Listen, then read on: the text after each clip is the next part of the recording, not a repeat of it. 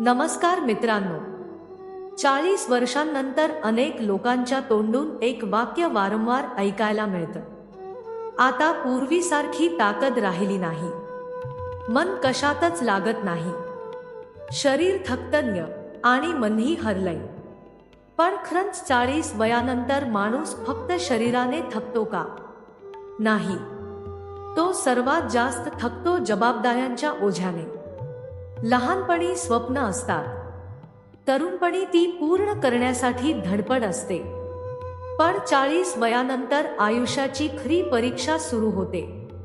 डोक्यावर कुटुंबाची जबाबदारी, मुलांच्या शिक्षणाची चिंता, आईवडिलांच्या तब्येतीची काळजी, घरखर्च, कर्ज, नोकरी आणि भविष्याची धास्ती. या सगळ्यांमध्ये तो स्वतःला कुठेतरी विसरून जातो. त्याच्या चेहऱ्यावर हसू असतं, पण मनात अनेक बोललेली दुःख असतात. तो प्रत्येकासाठी जगत असतो, पण त्याच्यासाठी जगणारा कोणी आहे का, हा प्रश्न त्याला आतून सतावत असतो. 40 वयानंतर माणूस शरीराने कमी, पण मनाने जास्त थकलेला असतो. कारण या वयापर्यंत त्याने खूप काही पाहिलेलं असतं. ज्यांच्यावर विश्वास ठेवला ते दूर गेलेले असतात, काही नाती तुटलेली असतात, काही स्वप्न अपूर्ण राहिलेली असतात आणि काही जखमा अशा असतात ज्या कोणालाच दिसत नाहीत. माणूस बाहेरून मजबूत दिसतो, पण आतून मात्र तो अनेक लढाया लढत असतो. त्याला रडायचं असतं, पण तो रडू शकत नाही, कारण समाजाने त्याला शिकवलं असतं, तू पुरुष आहेस, तू मजबूत राहायलाच पाहिजेस.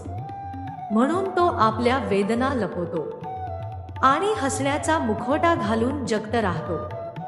40 वयानंतर आणखी एक गोष्ट होते, त्याला वेळेची किंमत समजू लागते.